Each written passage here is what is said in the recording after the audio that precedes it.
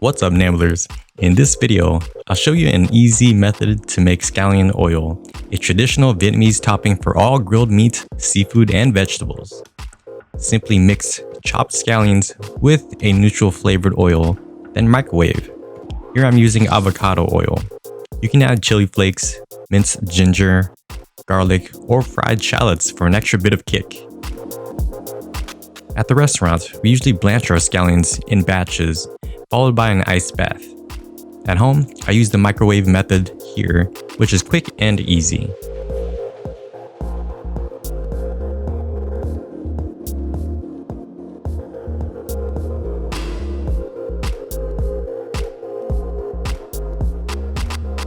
And there you have it, easy scallion oil.